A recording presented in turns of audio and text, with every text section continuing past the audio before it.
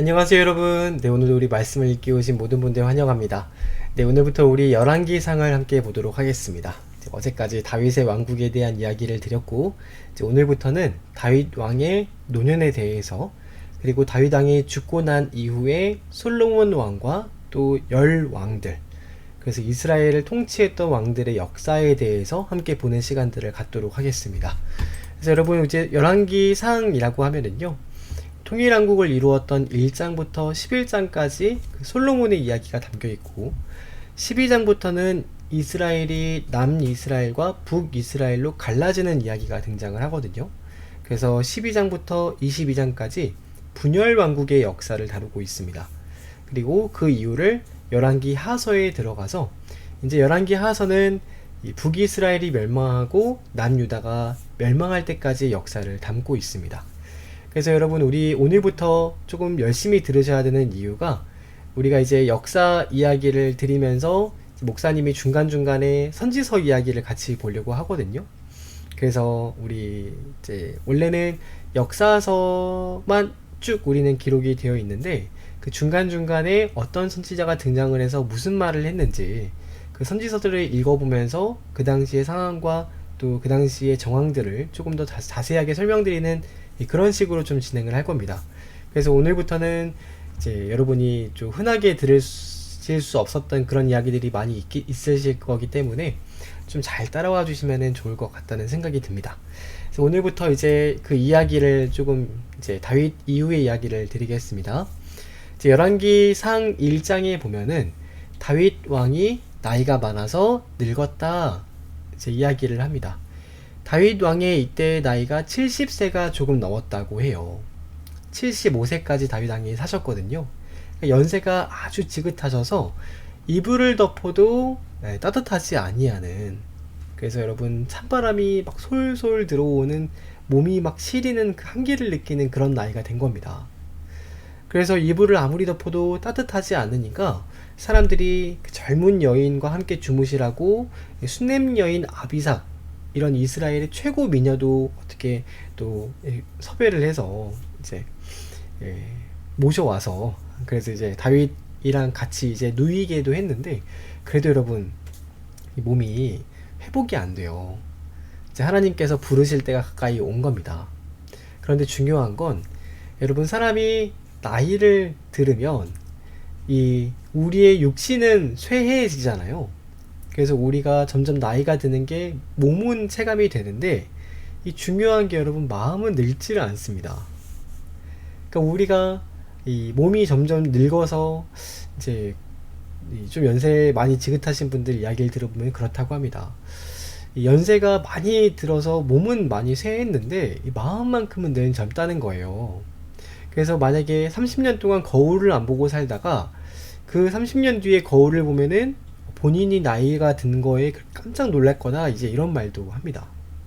영혼은 늙지 않는 거죠. 영혼은 아직 더 할 수 있을 것 같은데, 이제 그런 생각이 드니까 다윗 같은 분도 이제 권좌에서 왕위에서 물러날 때가 한참 지났는데, 70세면은 여러분 예전에 이건희 회장이, 삼성의 이건희 회장이 그 이제 이야기하시는 걸, 회사 경영 원칙에 대해서 이야기하는 걸 들었는데, 그때 그러시더라고요. 연세가 65세가 넘으면은요, 그때부터는 사람이 원하든지 원하지 않든지 치매기가 돈다고 합니다. 늘 치매라는 게 아니라, 그러니까 사리 분별을 아무리 잘하더라도 실수를 할 만한 나이가 됐다는 거예요. 65세가 넘어가면. 그래서 여러분 그 이건희 회장의 원칙이, 그 어떤 결정을, 중요한 의사결정을 해야 되는 자리에는 그 65세의 사람을 두지 않는다, 그 원칙이 있다고 하잖아요. 그래서 여러분 다윗도 마찬가지로 이렇게 물러날 때가 되었는데도 아직도 미적거리고 물러나지 않으니까, 그래서 여러분 또 사건이 하나가 발생을 합니다. 그게 뭐냐면, 아들들 중에서 또 한 명의 아들이 착각을 하는 일이 발생을 해요. 여기 보시면은 여러분 다윗의 아들들이 이렇게 많이 있는데요, 19명의 왕이 있다고 말씀을 드렸죠. 첫째 아들인 암논은 다말을 범해서 다말의 오빠였던 압살롬에 의해서 죽임을 당했죠. 그러니까 암논은 사라졌습니다. 이 압살롬은 스스로 반역을 해서 압살롬도 사라졌어요. 근데 그 네 번째 아들이었던 아도니야라고 해요. 아도니야가 착각을 한 겁니다. 그래서 스스로를 높여서 스스로가 왕이 돼야겠다라는 이런 야심을 품게 됐어요. 아버지가 70세가 넘으셨는데 곧 돌아가실 것 같으니까 이제 후계자를 정하지 않으니까 아직도 안 정했습니다. 그러니까 자기가 왕이 될 것 같은 그런 환상과 기대를 가지고 병거를 모으고 기병을 모으고 군사 50명을 모집을 해가지고 그 앞잡이 50명을 이끌고 반란을 일으킬 준비를 한 겁니다. 여러분, 물러날 때가 언제인지 알고 물러나는 것도 참 중요하다는 것을 여러분 우리가 알 수 있겠죠. 근데 여러분, 이 압살롬이 정말 이 영웅 중에 영웅 같은 풍모를 가지고 있던 자였는데 그 동생이었던 아도니아도 그에 못지않게 준수한 자였다라고 합니다.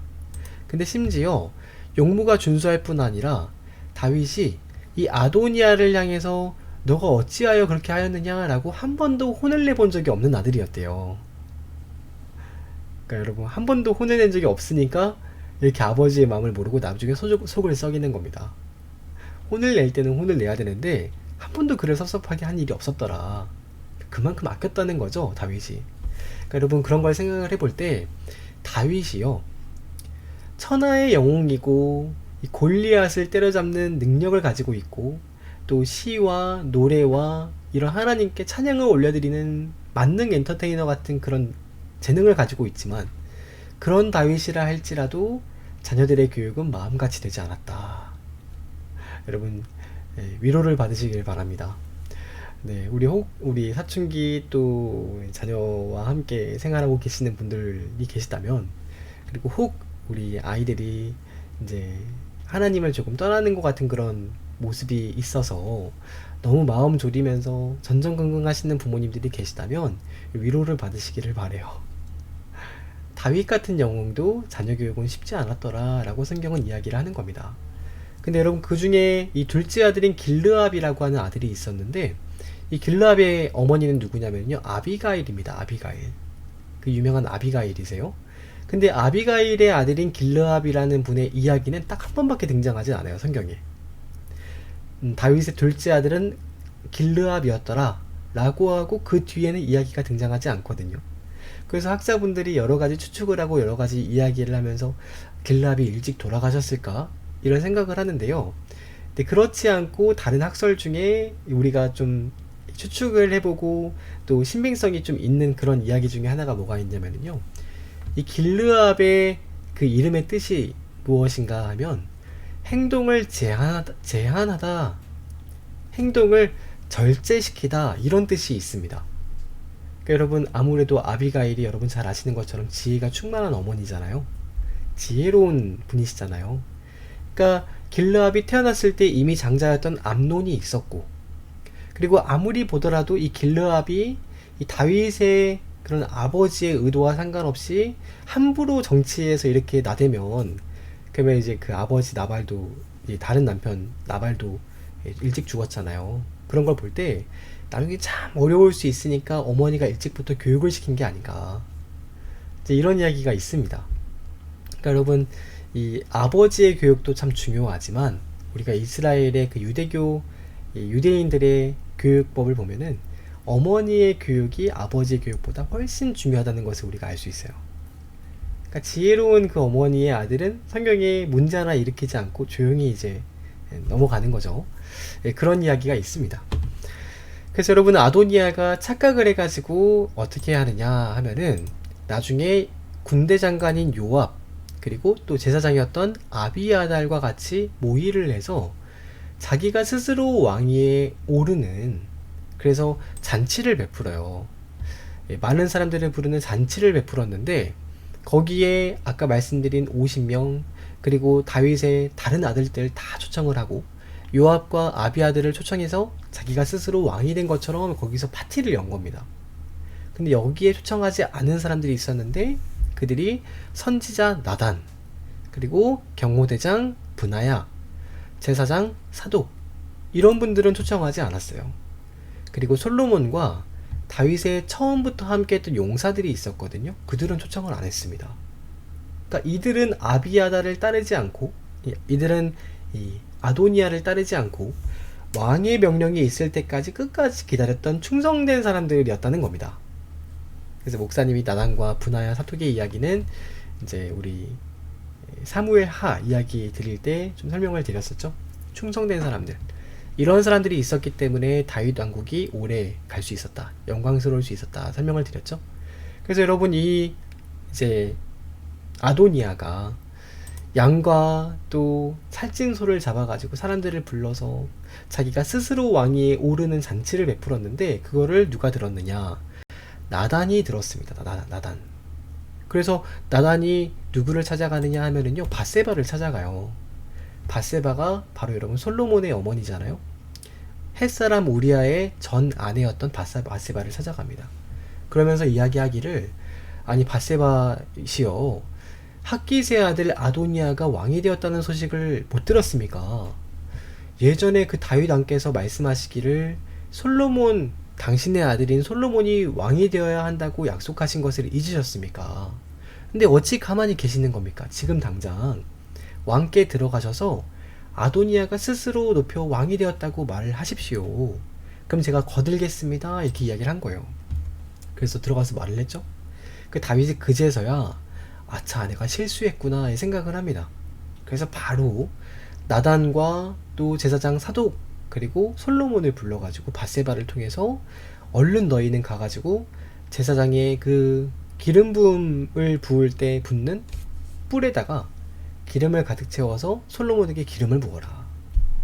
그래서 여러분, 그 기름을 부으러 가서 기름을 부었는데 많은 사람들이 함께 갔습니다.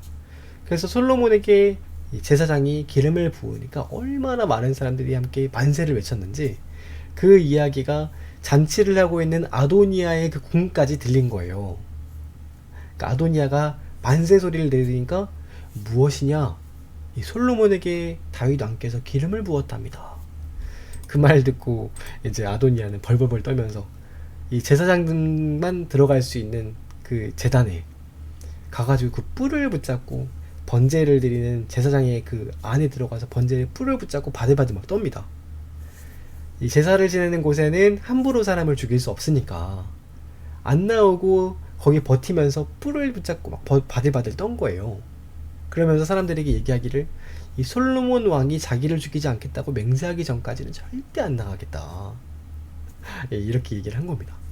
그러니까 여러분, 이게 좀 또 아도니아가 혼자 착각을 해가지고 이제 다윗의 노년에 돌아가시기 전에 또 귀한 아들 하나 죽게 생긴 거죠. 그래서 솔로몬이 이야기하기를요, 아니 만약에 그 형님이 당신이 착한 사람이면은 죽을 일이 뭐가 있습니까? 걱정하지 말고 집으로 들어가십시오. 악한 일이 있으면 죽이겠지만 당신이 뭐 실수로 그런 건데 뭐 악한 일이 있겠습니까? 하면서 돌아가라고 했어요. 여러분, 솔로몬도 마음이 꽤 넓은 사람이죠. 그런 걸 생각을 해볼 때 지혜로운 사람이다 라고 이따가 나옵니다. 그 얘기 일단 보도록 할게요. 그래서 2장에 들어가니까 다윗 왕이 과연 75세가 되어서 죽을 때가 임박해서 돌아가실 때가 되었는데, 그때 솔로몬을 부릅니다. 마지막 유언을 하는데, 여러분 마지막 유언이 뭘까요? 다윗 왕의 75년 그 정말 파란만장했고 하나님의 영광과 존귀가 충만했던 그 삶의 마지막 유언이 뭐냐 보면은 3절에 내 하나님 여호와의 명령을 지켜서 그 길로 행하여 법률과 계명과 율례와 증거 그리고 모세의 율법에 기록된 대로 다 지켜 행하라. 모세가 신명기에 이스라엘 백성들에게 유언했던 내용과 똑같고, 여호수아가 죽기 전에 그 후손들에게 했던 유언과 똑같습니다. 과연 하나님과 동행했고 하나님의 은혜를 입은 자들은 한결같이 똑같이 이야기하기를, 하나님의 약속하신 그 명령을 지켜라. 시내산에서 하나님과 우리 이스라엘 백성들이 맺었던 언약을, 율법을 지킬 뿐만 아니라 행해라. 그러면은 너희가 형통하리라. 과연 그 얘기를 하는 겁니다. 네. 그래서 마음을 다하고 성품을 다하고 진실이 행하면, 이게 여러분 믿는 사람의 삶입니다. 믿는 사람의 삶입니다. 삶. 그렇게 하면은 너의 대가 끊어지지 않을 것이다. 왕위가 영원하리라. 이렇게 얘기를 하고 돌아가세요. 근데 여러분, 돌아가실 때 세 가지를 딱 이야기를 하는데요. 첫 번째는 스루야의 아들 군대 장관. 아까 아도니아가 반역을 일으킬 때 함께 배반했던 요압 있죠, 요압. 어제 그 요압이 다윗이 자기 아들 압살롬이 죽을 때 슬퍼할 때 슬퍼하지도 못하겠던 그 요압. 그리고 이제 목사님이 설명을 드리진 않았는데 우리 다윗 왕국 초창기에요. 아브넬이라고 하는 사람에게 괜히 피를 흘려서 죽였던, 자기 정적을 제거하기 위해서는 수단과 방법을 가리지 않았던 이 요압을 다윗이 그동안은 쭉 품고 있었습니다. 이렇게 품고. 그래도 자기에게 주신 육체의 가시구나 생각하고 품고 있었는데, 이제 솔로몬에게는, 나에게는 의미가 있는 가시였지만 솔로몬에겐 더 이상 의미가 없으니까, 그러니까 이제 이놈은 이 태평시대에 피를 흘린 자기 때문에 평안하게 음부에 내려가지 못하게 하라, 이렇게 이야기를 한 겁니다. 그리고 또 이 바르실레의 아들 김함이라는 사람이 다윗이 여러분 압살롬에게 쫓겨나가지고 마하나임으로 도망갈 때요, 그때 여러분 이 바르실레가 은혜를 베풀었어요. 다윗을 도왔습니다. 그래서 그때 한 가지의 소원이 있다면 아들을 좀 챙겨주십시오 했는데, 과연 그에게 은혜를 베풀어라 이 유언을 합니다. 그 알들이 생기는 거죠. 그리고 마지막으로 여러분 다윗이 도망갈 때 저주했던 시므이 있죠, 시므이. 독한 말로 아주 저주를 했던 베냐민 지파 사람. 이 사람 역시 다윗에게는 이 다윗이 품고 같이 감으로써 다윗의 영광이 되었지만 솔로몬에게는 아무 의미가 없는 거 아니에요? 저주를 퍼붓는 자, 그리고 이 옆에 왕이 조금이라도 만약에 그런 모습을 보이면 배반할 자잖아요. 그러니까 그 자도 음부로 내려가게 하라. 너는 지혜로운 자인즉 너가 무엇을 행할지 알리라, 이렇게 얘기를 하고 돌아가십니다. 근데 보시면 여러분 다윗이 솔로몬에게 그렇게 얘기를 합니다. 너는 지혜가 있는 사람이므로 그 세 사람에게 어떻게 행할지를 너 다 알지 않느냐.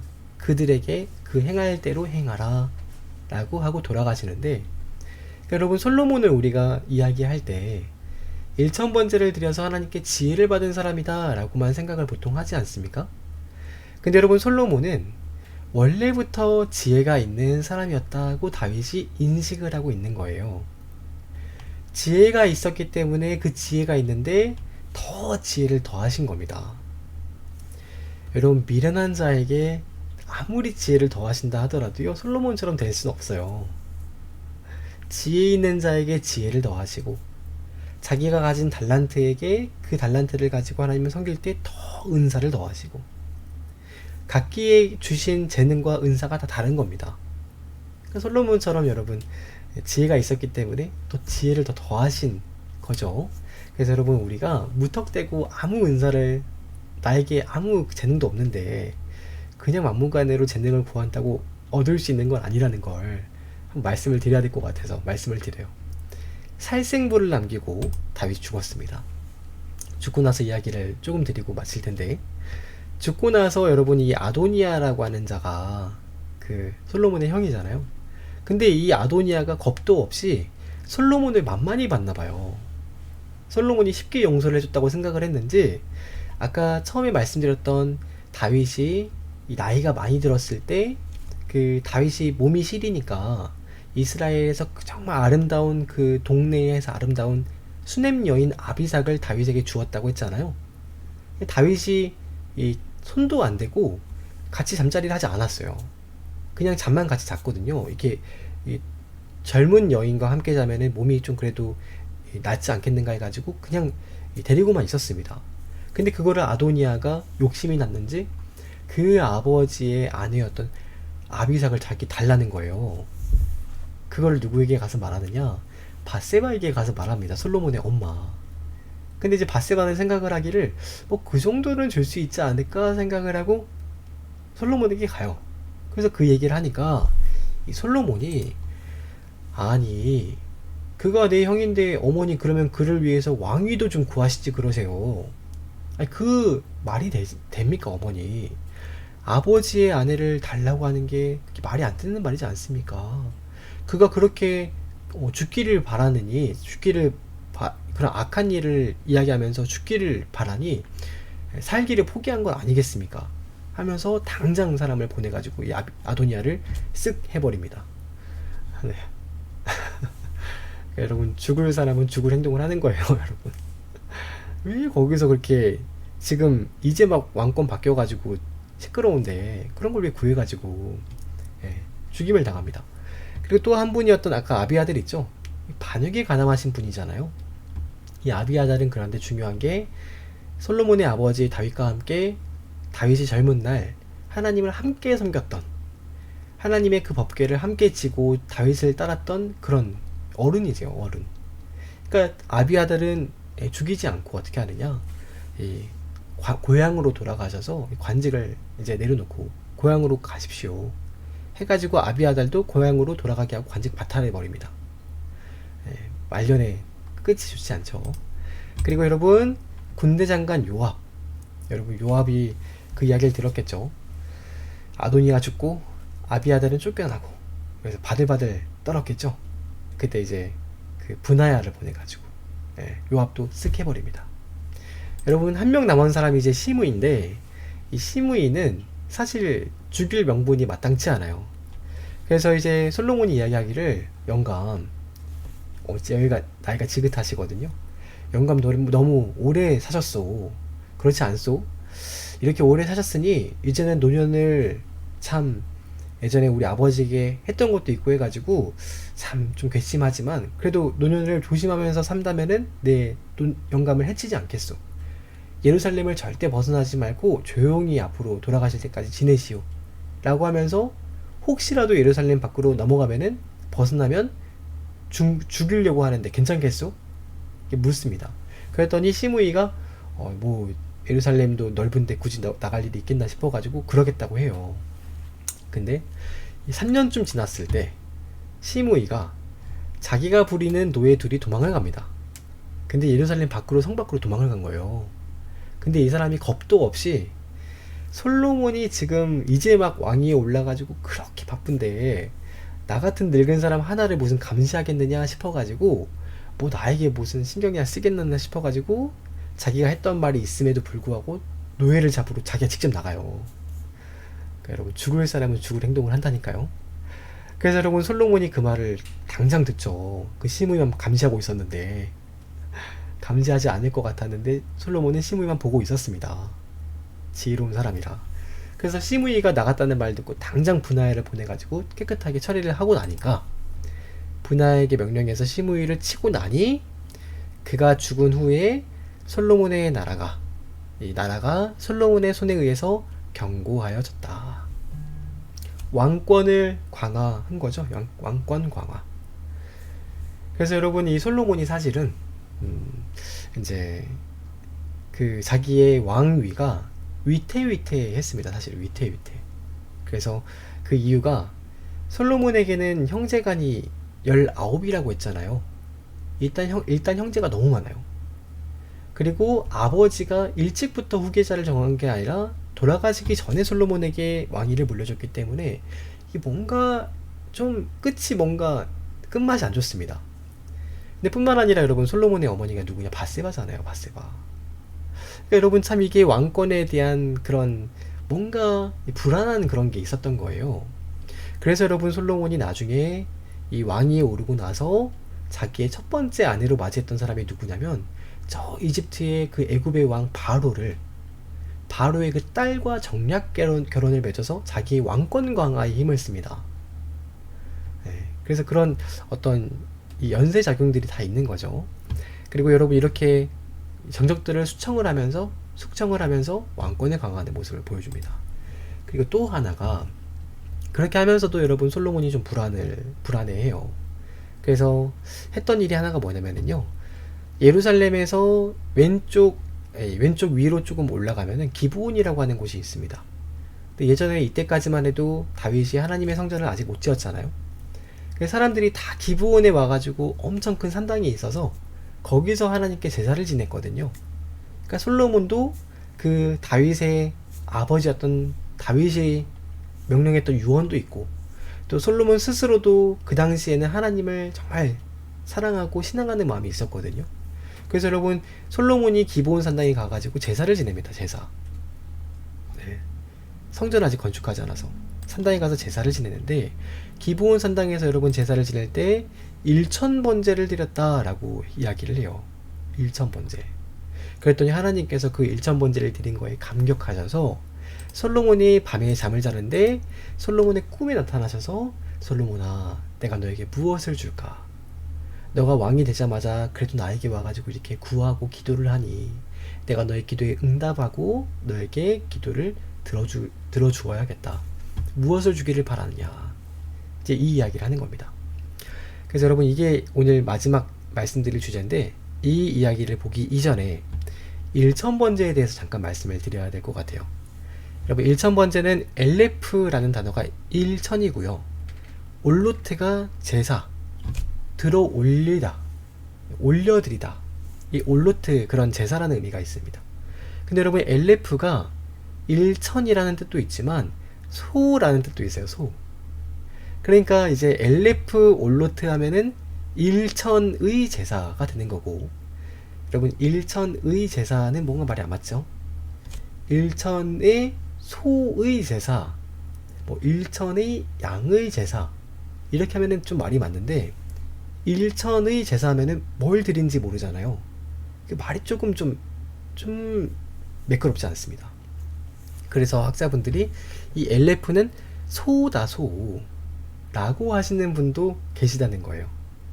중요한 건 이 일천번제를 이제 교회에서 많이 오해하시기를 솔로몬이 제사를 1000번을 드렸나 보다 라고 오해를 하시는데, 아닙니다.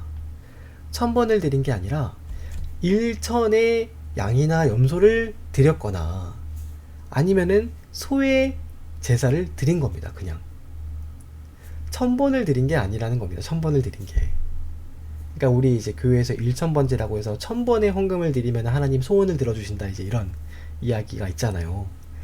물론 여러분, 그 헌금하는 그 마음을 기뻐 받으시니까 의미가 있죠, 의미가. 근데 엄밀히 말하면은 여기서 말하는 일천번제는 그 1000번을 드리는 이야기가 아니라는 걸 여러분 말씀드리고자 하는 거예요. 그 연결되는 건 아닙니다. 단지 하나님은 그 드리는 마음을 기쁘게 받으셨다. 그래서 1000번제도 마찬가지고 헌금도 마찬가지고 순전한 마음으로 하나님께 드리는 마음을 기뻐하신 것이지, 뭐 1000번 드리는 그런 지극정성, 그런 거 그린 게 아니라는 겁니다. 하나님은 한 번을 드리더라도 정말 사랑하는 마음으로 드리는 그 마음 받으십니다. 그래서 하나님께서 물어보시죠. 무엇을 줄고 했더니 이 솔로몬이 하는 말이, 잘 들어보세요. 중요한 이야기입니다. 9절에 누가 주의 이 많은 백성을 재판할 수 있으리까? 듣는 마음을 종에게 주사 주의 백성을 재판하여 선악을 분별할 수 있게 하옵소서 라고 하셨대요. 그랬더니 이 하나님께서 솔로몬에게, 솔로몬아, 너가 원수의 이 원수 갚음도 구할 수 있었고 부와 명예와 생명도 구할 수 있었는데, 다른 것을 구하는 게 아니라 그 백성들, 억울한 일이 없이 이 재판을 공의롭고 정의롭게 하고자 하는 그 마음으로, 백성들을 생각하는 그 마음으로 이런 것을 구하니 그 마음을 구하는 게 참 나는 마음이 든다. 너가 이것을 구하는구나 라고 이야기를 합니다. 보시면은 이에 하나님께서 그에게 이르시기를 내가 이것을 구하는도다. 여러분, 이게 감탄사예요. 감탄사.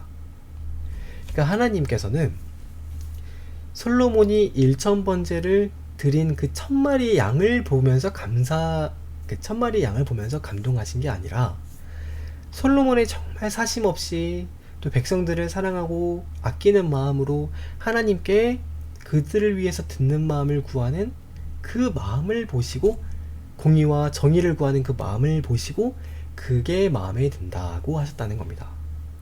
뭐 양 1000마리보다도 여러분, 하나님은 이 솔로몬의 이 마음이 마음에 드신 거예요. 이해가 되셨죠? 그래서 여러분, 솔로몬이 이때 듣는 마음이라고 했던 이 레브, 샤마, 레브는 심장, 샤마는 듣다. 그러니까 들을 수 있는 심장을 달라, 이런 뜻인데, 백성들의 말을 들을 수 있는, 그리고 분별할 수 있는, 그리고 하나님의 말씀을 듣고 옳은 것을 분별할 수 있는 그런 마음을 달라고 했더니, 그것이 바로 지혜다, 지혜. 듣는 마음이야말로 정말 지혜다. 너가 다른 것을 구하지 않고 지혜를 구하였으니 지혜뿐만 아니라 내가 너에게 모든 것을 다 주겠다. 그렇게 된 겁니다. 그래서 여러분, 솔로몬이 정말 우리 역대 모든 인류의 왕들 중에서 지혜뿐만 아니라 하나님께서 이 솔로몬에게는 하고 싶은 거는 하나도 제하지 않고 다 하게 해주신 왕입니다. 다. 모든 것을 할 수 있는 걸 다 해보고 다 누리신 왕이에요. 다 누리신 왕. 한 가지 딱 하나 사명을 주셨는데, 하나님 뵙기 전에 간증만 제대로 하고 와라. 간증. 그래서 간증문 쓰고 올라가신 게 전도서입니다. 전도서. 다 누려봤더니 어땠느냐, 이제 그 얘기가 전도서거든요. 네, 그 사명이시죠. 그럼 그래서 마지막 이야기인데, 솔로몬이 3장에 보면은 지혜를 받고 나서 있었던 이야기죠. 두 명의 창녀가 있었는데 한 명이, 둘 다 아이를 낳았는데 한 명이 자기 아이를 깔고 누웠다가 죽어버렸어요. 그래서 이 가짜 엄마가 진짜 엄마의 아기를 빼앗아 가지고 내 아기다 하면서 서로 옥신각신 다툼이 난 겁니다. 도저히 문제가 해결되지 않자 솔로몬에게 왔어요. 솔로몬이 하는 말이, 이 아기를 반으로 갈라라. 그랬더니 진짜 엄마가, 아니 왕이시여, 아기를 왜 가르려고 하십니까? 왜 가르기는 공평하게 잘라가지고 너희 둘 다 자기가 엄마라고 하니까 나눠줘야지. 그랬더니 옆에 있는 가짜 엄마가, 이 아기가 내 것도 되지 말게 하고 너의 것도 되지 말게 쪼개는 게 옳겠습니다. 이러는 겁니다. 무식하죠? 그랬더니 솔로몬이, 이 몹쓸 여인아, 무슨 어머니가 자기 아기를 가르느냐, 진짜 엄마는 그다 라면서 국과수에 보낼 것도 없이 한마디로 이 재판을 송사를 마쳤는데, 이거를 보고 사람들이 솔로몬을 두려워했다. 비로소 진짜 왕이 된 겁니다. 진짜 왕. 떳떳하지 않고 뭔가 뭔가 이렇게 끝맛이 안 좋았던 그런 모든 문제들을 다 해결하고 진짜 왕이 된 거죠. 그래서 안정되었다. 그때부터 솔로몬의 이 영광스러운 나라가 재현이 되는데, 국가가 되는데, 그 이야기를 우리 내일 이어서 좀 보도록 하겠습니다. 오늘 조금 길었네요. 여러분, 오늘 하루도 고생 많으셨고 평안한 밤 되시길 바랍니다. 목사님은 내일 조금 더 이어서 말씀 보도록 할게요. 안녕히 주무시길 바랍니다. 안녕히 주무세요. 안녕.